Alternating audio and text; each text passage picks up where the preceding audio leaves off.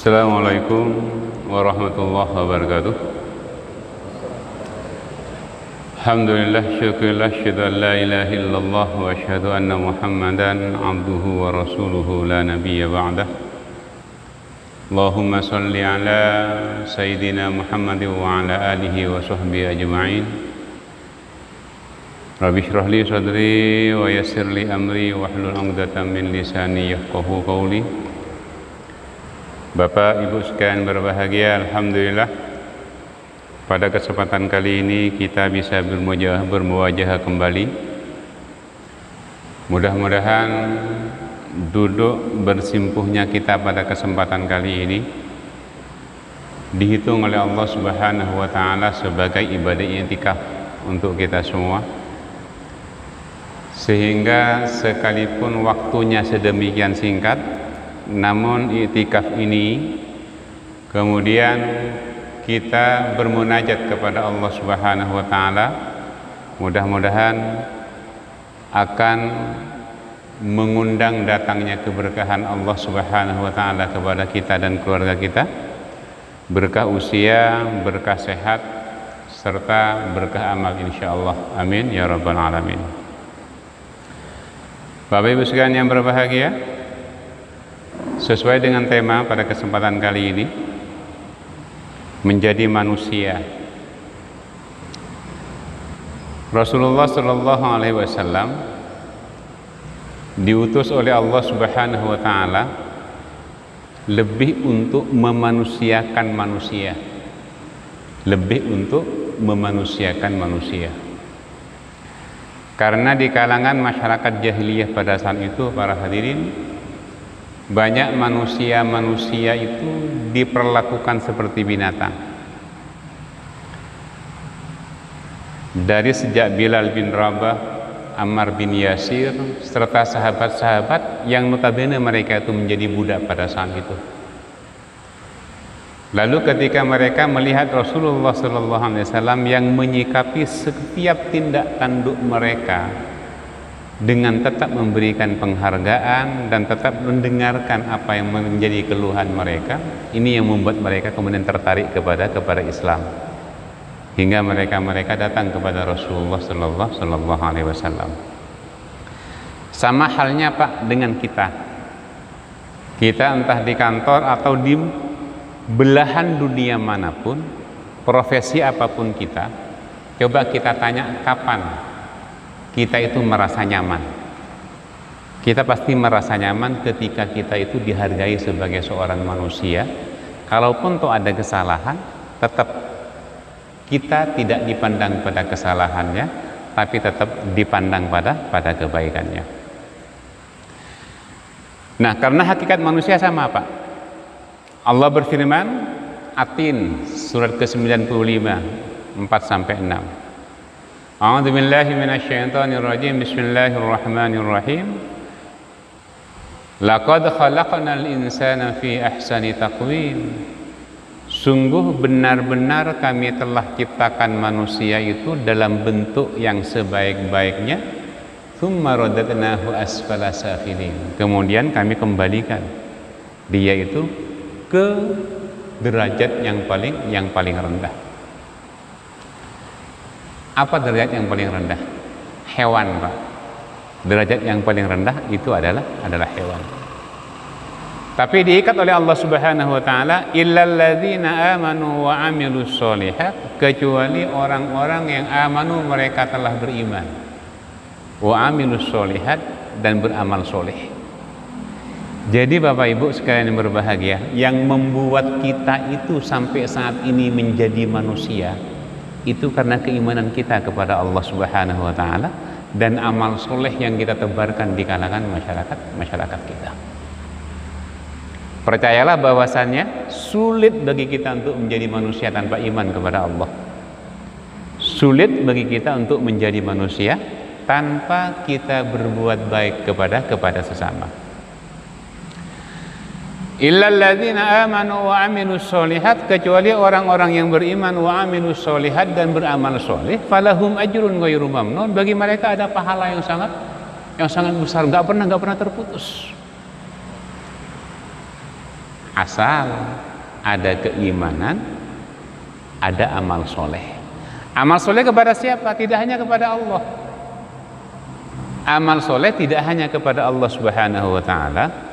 Justru yang paling banyak pahalanya itu amal soleh antar kita, antar manusia. Itu yang paling banyak pahalanya. Makanya selalu dinyatakan bahwasannya Rasulullah SAW ketika bertemu dengan para sahabatnya selalu bersabda, hati-hati ya, ihdzar jironaka, hati-hatilah dengan tetanggamu. Karena tetangga itu Pak, dia berpotensi untuk memasukkan manusia ke dalam surga dan juga berpotensi memasukkan manusia ke dalam neraka. Nah, lalu dengan apa kita harus mempergauli manusia? Dengan akhlak yang baik, Pak. Dengan akhlak yang baik. Orang yang beriman kepada Allah Subhanahu wa taala, dia termanusiakan, Pak. Dia termanusiakan. Makanya ketika kita sholat, harusnya kita termanusiakan. Jadi ketika ada orang yang dia merasa sholat tapi perbuatannya tidak manusiawi, tidak termanusiakan ya Pak. Dia mungkin sampai kepada asfala safilin. Usamah ibnu Syuraik pernah berkata, kuntu inda Rasulillah sallallahu alaihi wasallam, kami pada saat itu bersama Rasulullah sallallahu alaihi wasallam, faja'atuhul a'rab, orang-orang Arab Baduy datang kepada Rasulullah sallallahu alaihi wasallam, min kulli makan, dari segala penjuru. Faqalu, maka mereka berkata, ya Rasulullah, ma khairu ma u'tiyal insan. Jadi orang-orang Arab Baduy itu Pak dari berbagai macam penjuru datang kepada Rasulullah sallallahu alaihi wasallam hanya untuk nanya satu hal. Apa itu? Hal apakah yang paling baik yang diberikan kepada manusia? Rasulullah menyatakan, husnul khuluqi, budi pekerti yang baik. Jadi ketika kita memiliki budi pekerti Pak, percayalah itu merupakan anugerah yang terbaik yang diberikan oleh Allah Subhanahu wa taala kepada kita. Ini diriwayatkan di Shahihul Jami' nomor 3321 oleh Ibnu Majah, nomor 3436 oleh Ahmad, nomor 18377. Nah, jadi akhlak Pak, akhlak itu merupakan hal yang paling baik yang diberikan oleh Allah kepada manusia. Apa pengertian akhlak kemudian? Imam Al-Ghazali dalam kitab Ihya Ulumuddin menyatakan, akhlak itu adalah sifat, Pak. Sifat yang tertanam dalam jiwa yang menimbulkan bermacam-macam perbuatan dengan gampang dan mudah tanpa memerlukan pemikiran, itu akan keluar, Pak. Itu akhlak. Kata Imam Al-Ghazali. Adapun secara definitif, akhlak itu sistem nilai. Sistem nilai yang mengatur pola sikap dan tindakan manusia di muka bumi. Sistem nilai ini yang dimaksud adalah ajaran Islam dengan Al-Quran dan Sunnah Rasul sebagai sumber nilai dan ijtihad sebagai metode berpikir Islami. Itu kata Imam Ghazali. Yang menarik itu, Pak, definisi Imam Abu Hanifah. Ketika Rasulullah SAW membeberkan tentang berbagai macam akhlak di hadapan para sahabat, Abu Hanifah kemudian mendefinisikan apa yang dimaksud dengan husnul khuluqi tadi. Kata Abu Hanifah, husnul khuluqi, akhlak yang baik itu, dia memiliki 3 unsur di dalamnya, Pak.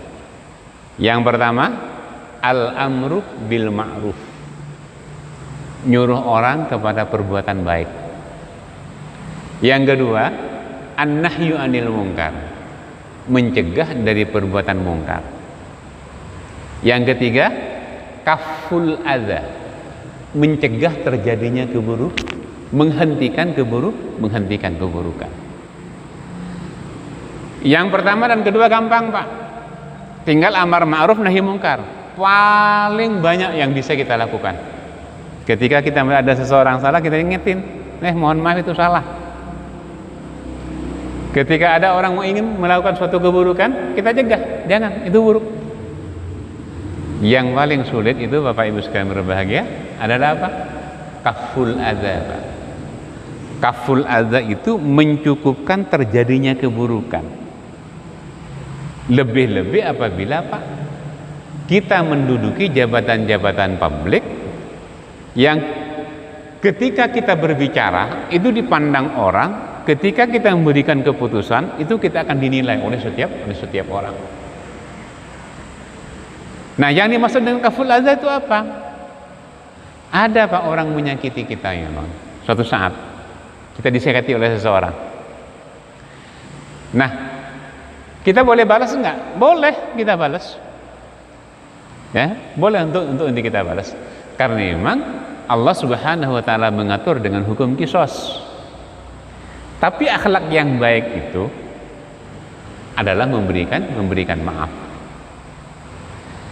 Jadi ketika ada seseorang, Pak, disakiti oleh orang lain dan dia memiliki kemampuan untuk membalasnya, Bapak Ibu, tapi kemudian dia memberikan maaf, itu akhlak. Ketika dia itu memiliki jabatan publik, dia lagi dipandang oleh seseorang, ketika ada orang menyakiti dia, kemudian dia berpikir, aduh, kalau aku ngomong kayak gini ini nanti gimana? Nanti akan menimbulkan masalah yang besar. Ini akhlak. Ini akhlak. Nah, akhlak ini ditentukan dengan apa? Al-iman. Yang menentukan itu iman, Pak. Kalau kita punya keimanan kepada Allah Subhanahu wa taala, terpatri itu akhlak. Ya? Itu dia. Itu kaful adza. Seorang muslim itu, Bapak Ibu sekalian yang berbahagia, semua omongannya harus dikontrol, perilakunya juga harus dikontrol. Makanya kemudian ada perbedaan antara Hasan dan Muhsin tadi. Jadi ketika kita ngomong kepada seseorang, kita timbang, Pak, ini nyakitin orang enggak gitu loh. Kalau nyakitin orang enggak usah diomongin, itu akhlak. Ketika saya omongin hal yang semacam ini bisa menimbulkan persoalan lebih besar enggak? Kalau bisa menimbulkan persoalan lebih besar, diam. Karena Bapak Ibu sekalian yang berbahagia, kita itu disebut kuat. Kita itu disebut kuat bukan ketika kita punya kuasa dan mampu untuk membalas, bukan. Kita disebut orang kuat ketika kita mampu untuk mengendalikan diri kita, mengendalikan omongan. Ya, karena marah itu, Pak, marah itu upaya untuk menutupi kebenaran. Ya, marah itu upaya untuk menutupi kebenaran. Maka akhlak seorang muslim, maafkan dia. Nggak usah dibalas, Pak. Ada orang ngomong yang buruk tentang kita, dia nggak tahu tentang kita, biarin aja, nggak usah dibalas. Karena Rasul kita pun juga mengajarkan demikian gitu, Pak. itu Rasulullah Sallallahu Alaihi Wasallam. Nah, dari saking pentingnya akhlak itu, Pak, sampai Rasulullah Sallallahu Alaihi Wasallam menjadi penjamin untuk kita, Pak. Bahwanya setiap orang, kata Rasulullah, ana za'imun bi baitin fi a'lal jannah. Aku akan menjadi penjamin seseorang itu akan mendapatkan sebuah rumah di surga yang paling atas. Untuk siapa itu? Liman hassana khuluquhu, bagi setiap orang yang memperbaiki budi pekerti. Jadi budi pekertinya diperbaiki, Pak. Ada sebuah rumah untuk kita di surga. Itu jaminan Rasulullah Sallallahu Alaihi Wasallam. Nah, lebih lanjut Rasulullah menyatakan apa kepada kita? Syarat dari sempurnanya iman seseorang itu adalah ahsanukum khuluqan, yang paling baik budi pekertinya. An Abi Hurairah qala Rasulullah sallallahu alaihi wasallam, akmalul mu'minina imanan ahsanuhum khuluqan. Sebaik-baik keimanan, sesempurna-sempurnanya keimanan seseorang itu adalah ahsanuhum khuluqan, orang yang paling baik budi pekertinya.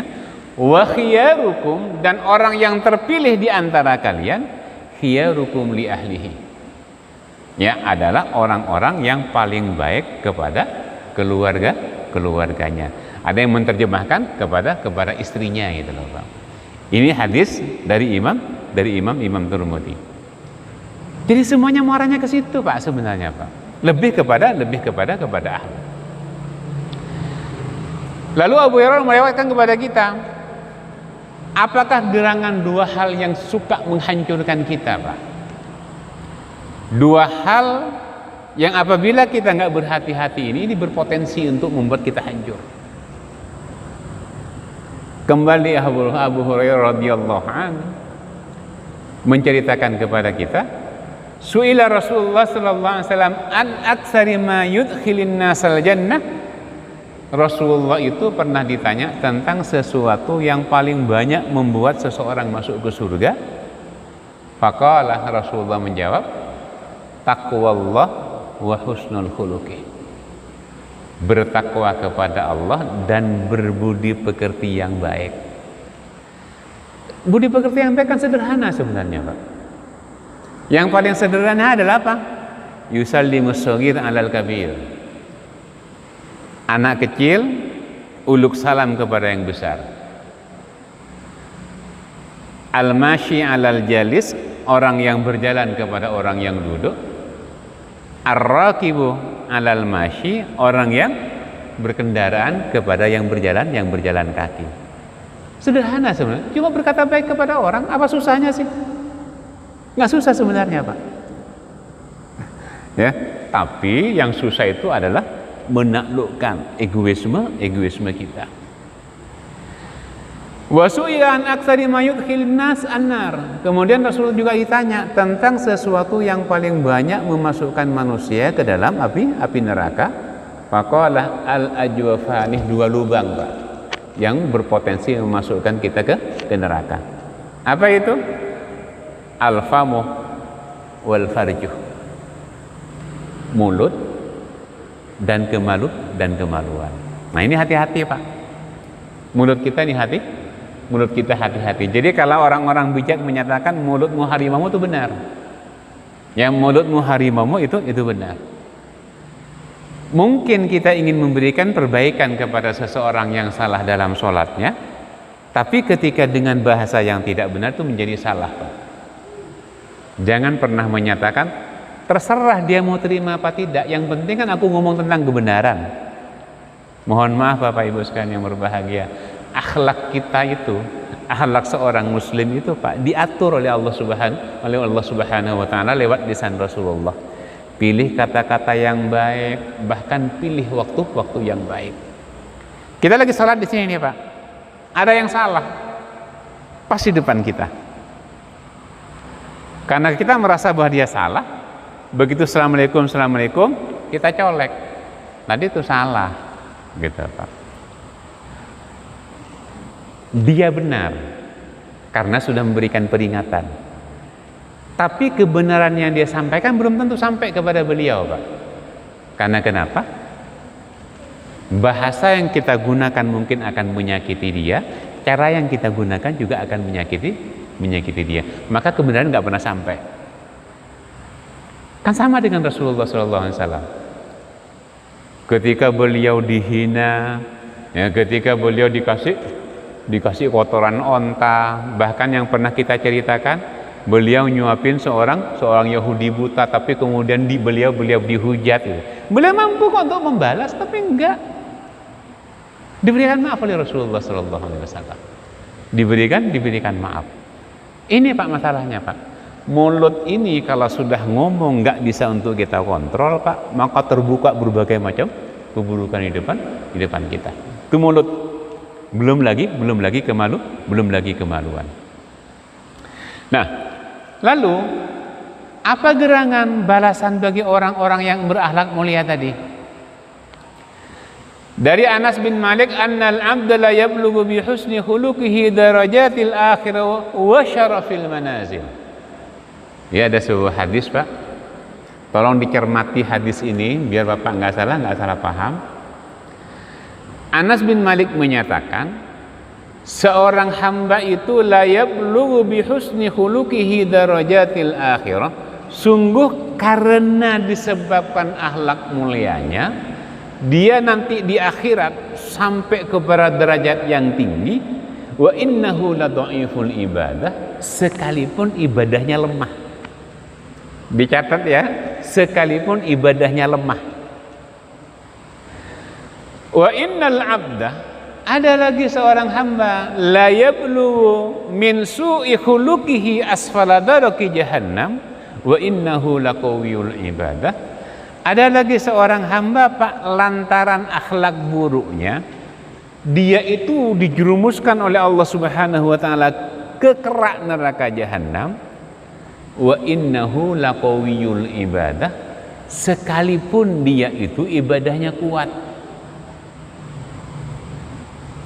Yang disebut dengan ibadah kuat itu Pak, dia datang ke masjid di awal, duduk berzikir lama dia Pak, kemudian pulang paling akhir. Sholat sunnah semua dia lakukan Pak. Ya, yang disebut dengan dhaiful ibadah apa di situ? Adalah orang yang memang datang pas pada waktunya Pak. Begitu kemudian azan dia berangkat, iqamah, sholat, assalamualaikum, zikir sebentar, sholat sunnah, pulang dia Pak. Karena ada urusan tertentu. Itu disebut dengan dhaiful ibadah. Bapak Ibu sekalian yang berbahagia, hadis yang serupa dengan ini Pak, ada sekitar 5 hadis. Ada yang dhaif, ya, ada yang mardud gitu loh Pak. Hadis ini ya dari Muhammad ibnu Muhammad Al-Ghazi yang wafat pada tahun 1061 Pak, dalam kitab Itqanu ma yuhsinu juz 2 halaman 517 dengan sanad jayyid. Jadi Bapak Ibu sekalian berbahagia, akhlak mulia kita, makanya kita katakan bahwasannya orang yang sholat itu harusnya dia termanusiakan, harusnya menjadi manusia Pak, harusnya dia menjadi manusia. Kalau misalnya ada seseorang yang sholat kemudian perilakunya buruk, berarti apa yang jadi masalah? Sholatnya jadi masalah. Karena memang sholat itu dirancang oleh Allah Subhanahu wa taala untuk menjadikan dia sebagai manusia sempurna. Maka kemudian ketika dia sholat, lihat perilakunya bagus enggak? Makanya kata para ulama apa? Untuk mengetahui apakah ibadah seseorang diterima atau tidak, punya nilai yang baik atau tidak, tinggal lihat habis dia sholat apa yang dia lakukan. Kalau ketika habis sholat kemudian dia mengambil sandal orang, yang jadi masalah apa? Sholatnya tidak memanusiakan dia. Ketika ada seseorang kemudian sholat, selepas dia sholat dia mencaci orang, sholatnya tidak memanusiakan dia. Itu Pak. Ya, itu yang terjadi gitu loh. Makanya mungkin banyak orang yang sholat. Mungkin banyak orang yang sholat. Apa mungkin setiap orang yang sholat kemudian dia akhlaknya baik semua? Belum tentu, Pak. Karena Bapak kalau tes PNS atau tes di sebuah instansi, semua menjawab pertanyaan, Pak. Mungkin semuanya benar. Syarat-syaratnya semua kemudian dipenuhi. Yang diterima berapa orang? Tidak semua diterima. Orang yang lari maraton kan juga sama, Pak. Semuanya berlari pada waktu yang bersamaan dengan sekuat tenaga. Yang menang berapa orang? Di situ nilainya, Pak. Ya, harusnya sholat itu ketika dilakukan dengan benar, dia menjadikan orang itu menjadi manusia. Artinya, akhlaknya harusnya bagus. Ketika akhlaknya tidak bagus, berarti yang masalah apa? Masalahnya adalah dia tidak sholat dengan sebenarnya. Nah, setelah Rasulullah SAW menyampaikan tentang hal itu, maka Bapak Ibu sekalian berbahagia, Rasulullah kemudian untuk mensupport umatnya agar selalu berakhlak dengan baik dan sholat dengan sebenar-benarnya, maka beliau menyatakan apa? An Jabir anna Rasulullah sallallahu alaihi wasallam qala inna min ahabbikum ilayya wa aqrabikum minni majlisan yaumal qiyamah ahasinakum akhlaqan. Bapak, siapa yang ingin duduk bersama Rasulullah sallallahu alaihi wasallam, sangat dekat dengan Rasulullah sallallahu alaihi wasallam. Kata Rasulullah, sesungguhnya orang yang paling aku cintai di antara kalian dan orang yang tempat duduknya itu sangat dekat denganku nanti pada hari kiamat, ahasinakum akhlaqan, orang yang paling baik budi pekertinya. Wa inna abghadakum ilayya wa ab'adakum minni majlisan yaumal qiyamah ats-tsarsaruna wal mutasyaddiquna wal mutafaihikuna. Dan sesungguhnya orang yang paling jauh nanti tempat duduknya dariku, kata Rasul, dan itu orang yang paling aku benci adalah orang-orang yang ats-tsarsaruna al-mutasyaddiquna, orang-orang yang banyak bicara, orang-orang yang suka untuk memperolok-olok, wal mutafaihikuna, dan orang-orang yang al-mutafaihikun. Para sahabat bertanya kemudian, qalu ya Rasulullah qad alimna ats-tsarsaruna wal mutasyaddiqun. Kami tahu ya Rasulullah siapa orang yang banyak bicara, dan kami juga sudah tahu siapa orang yang berolok-olok. Tapi ya Rasulullah, siapakah orang yang al-mutafaihikun itu? Rasulullah SAW menyatakan adalah al-mutakabbirun, orang-orang yang menyombongkan diri. Terbetik di otak saya kemudian, siapa orang-orang yang menyombongkan diri itu? Ketika dia punya harta banyak, dia sombong, jelas bagi kita dia memang sombong. Ketika ada seseorang punya jabatan, kemudian dia menyombongkan diri di hadapan orang-orang yang di bawah dia, jelas kelihatan dia sombong. Siapa al-mutakabbirun yang nggak pernah kita lihat, Pak? Yang mungkin kita jarang untuk mendeteksinya adalah orang-orang yang dia punya kesempatan dan punya kuasa untuk memberikan maaf kepada seseorang, tapi kemudian dia tidak memaafkannya. Adalah orang-orang yang belum sudah menyatakan, oh, kalau saya mah kalau marah-marah aja udah gitu kan, selesai.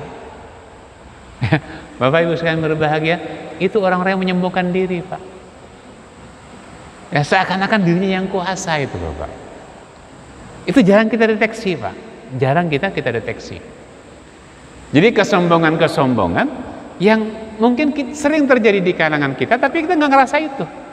Nabi Musa alaihissalam pernah mengalami kesombongan, Pak. Apa kesombongannya? Kesombongan intelektual. Nabi Musa alaihissalam. Ketika dia menyatakan bahwasannya Nggak ada yang lebih ngerti daripada aku tentang urusan dunia. Ditegur oleh Allah Subhanahu wa Ta'ala, ada yang lebih pintar daripada kamu. Nabi Musa berkata kemudian, tolong tunjukkan kepadaku siapa itu ya Allah. Udah, kamu lakukan perjalanan aja. Kamu berjalan di tepi pantai, berjalan, nanti begitu engkau mendapati ikanmu meloncat ke laut dengan cara yang luar biasa, kamu akan dapati orang itu di situ.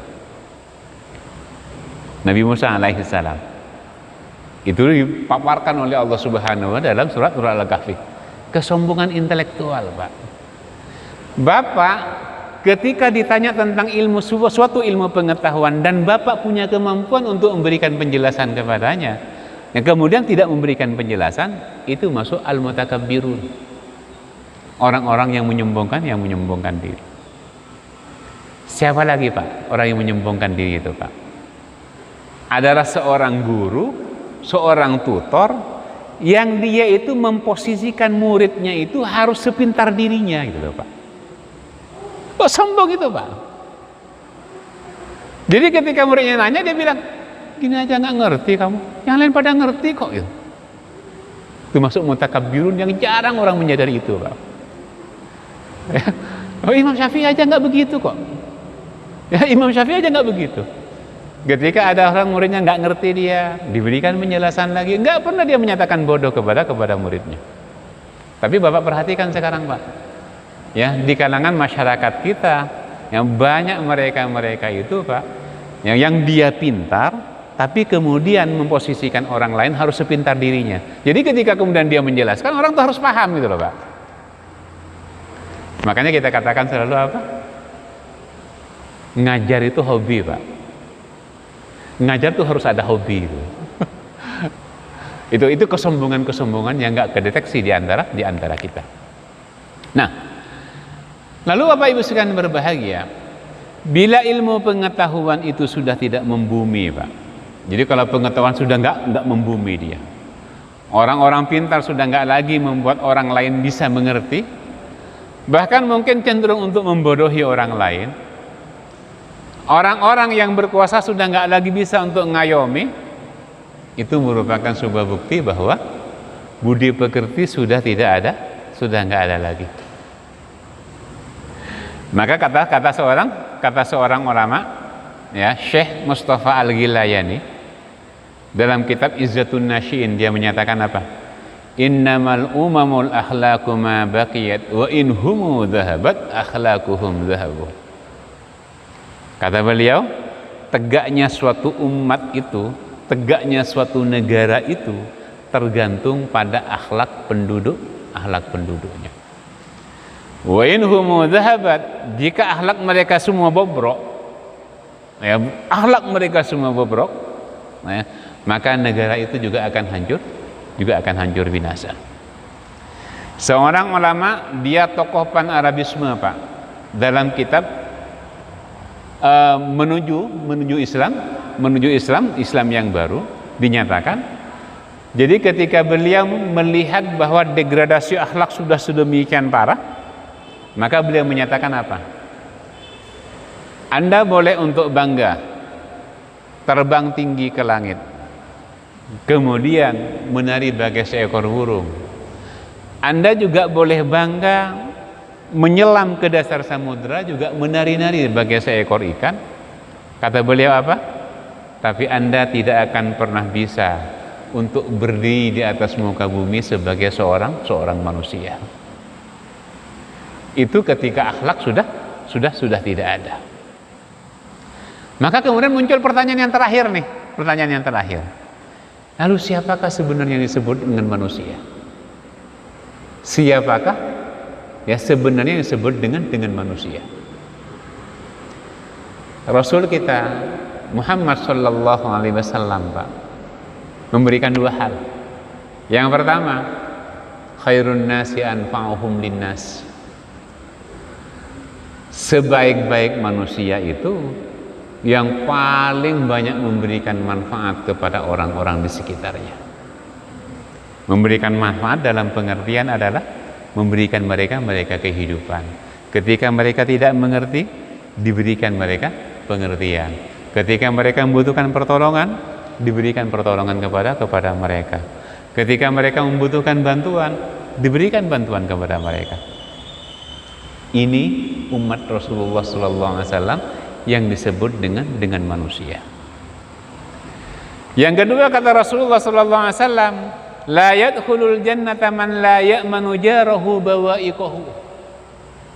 Tidak akan masuk surga seseorang yang tetangganya nggak aman dari kejahatannya. Artinya, seorang manusia itu, dia bisa disebut dengan seorang manusia bila perilakunya dia pertimbangkan untuk tidak menyakiti orang. Artinya ditimbang gitu Pak. Jangan sampai aku ngomong nyakitin dia itu. Jangan sampai aku melakukan suatu perbuatan kemudian menyinggung dia itu. Itu manusia. Tapi ketika di antara kita Bapak Ibu sekalian yang berbahagia, sulit bagi kita untuk memberikan bantuan kepada orang lain, sulit bagi kita untuk memberikan pengertian kepada orang lain, terasa sulit bagi kita untuk memberikan maaf kepada orang lain. Pertanyaannya, apakah saat ini kita masih menjadi manusia? Kalau tidak, ya kita perbaiki Pak. Ya, karena orang disebut dengan manusia ketika dia berakhlak mulia, dan ketika akhlak mulia diberikan kepada seseorang. Ini yang kata Rasulullah, khairu ma u'tiyan nasu husnul khuluqi, sebaik-baik yang diberikan kepada manusia dari suatu anugerah adalah budi pekerti yang baik. Sekarang kita lihat nih, ya kita lihat sekarang. Kita termasuk orang yang berbudi baik enggak? Nah kemarin ada ini Pak, ada diskusi di kalangan jemaah kita itu Pak. Jadi antara akhlak ya, yang baik itu adalah dia selalu memberikan perhatian kepada siapapun yang memberikan pengetahuan kepadanya, sekalipun mungkin dia nggak nyambung gitu loh Pak. Sekalipun mungkin dia tidak satu aliran. Tapi dia duduk gitu loh. Dalilnya di mana? Dalilnya, wa idza su'idal khatibu 'alal mimbar fala yatakallamanna ahadukum wa may yatakallam faqad lagha. Jelas. Rasulullah menyatakan, ketika ada seorang khatib sudah naik ke atas mimbar, enggak ada seorang pun di antara kalian bicara, siapapun yang bicara enggak dapat Jumat, sia-sia. Kan nalar kita kemudian motor Pak. Di mana letaknya? Letaknya adalah Anda sedang memberikan kuasa kepada khatib untuk berbicara. Ketika Anda juga ikut berbicara, sia-sia. Itu takrim Pak, penghormatan di situ. Itu Rasulullah SAW. Jadi memang ini Pak, akhlak yang baik itu adalah sekalipun orang berbicara di depan Anda tidak satu aliran dengan Anda, tapi Anda di situ dengarkan dengan baik. Itu akhlak Islam. Ya. Ini untuk meredam perbedaan-perbedaan pendapat di kalangan kita, ya, untuk kemudian menjadikan kita sebagai seorang manusia mulia di hadapan Allah Subhanahu wa taala. Kita berdoa mudah-mudahan kita semua mulia, insyaallah. Tinggal ketika kemudian perilaku kita tidak mencerminkan sholat kita, berarti yang bermasalah apa? Sholat kita harus kita revisi. Itu kira-kira Bapak Ibu sekalian yang berbahagia yang bisa kita sampaikan pada kesempatan kali ini. Ya, sekali lagi kami hanya menyampaikan apa yang difirmankan oleh Allah Subhanahu wa taala dan apa yang disabdakan oleh Rasulullah sallallahu alaihi wasallam. Wa ma yantiqu 'anil hawa, Rasulullah enggak berbicara ya dengan hawa nafsunya. In huwa illa wahyu yuha, tidaklah dia kecuali wahyu yang diwahyukan. Mudah-mudahan berkah untuk kita semua. Kurang lebihnya mohon maaf. Wa nakum minkum. Assalamualaikum warahmatullahi wabarakatuh. Monggo Pak Erik.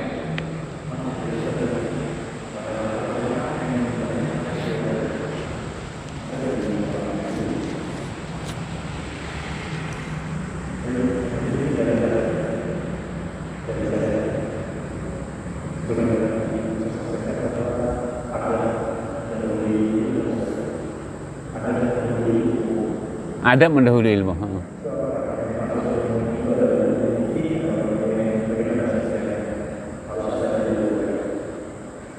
Nggak usah pakai mic. Kenapa? Yang ada dalam ilmu itu maksudnya ilmu fikih atau ilmu bagaimana? Oh gitu. Iya Pak. Memang adab mendahului ilmu. Semua ilmu sebenarnya Pak. Jadi kalau dalam ta'limul muta'allim itu Pak, itu dirunut bagaimana kita menghormati guru kita, begitu juga dengan menghormati ilmu. Di kalangan pesantren itu Pak, ini kalau kita ngobrol nih di kalangan pesantren, kita kan belajar yang namanya fikih, nahu, sorof segala macam, kan kita hafalin Pak. Kita hafalin sampai kita tidur Pak, tanpa terasa itu buku menjadi bantal gitu Pak. Buku menjadi bantal dari saking kita suka ngafalin, kemudian akhirnya kita ketidur. Nah itu kemudian muncul yang namanya candaan di kalangan santri pada saat itu, ya kitabun wisadatun itu. Satu kitab, dua kitab menjadi bantal gitu. Padahal bahasa itu Pak gitu loh. Ya, itu semua ilmu Pak. Jadi yang dinyatakan sebagai adab mendahului ilmu itu Pak, itu semua ilmu pengetahuan, enggak cuma ilmu fikih. Ya, ilmu apapun itu. Karena nafi dan tidaknya ilmu kita tergantung bagaimana kita menghormati pengetahuan tadi. Makanya nggak boleh kita membencinya Pak. Itu kira-kira Pak Erik. Ya wallahu a'lam. Baik Bapak Ibu sekalian berbahagia. Mudah-mudahan ini akan menjadi pencerahan untuk kita semua, dan mudah-mudahan bisa kita amalkan dalam kehidupan kita sehari-hari.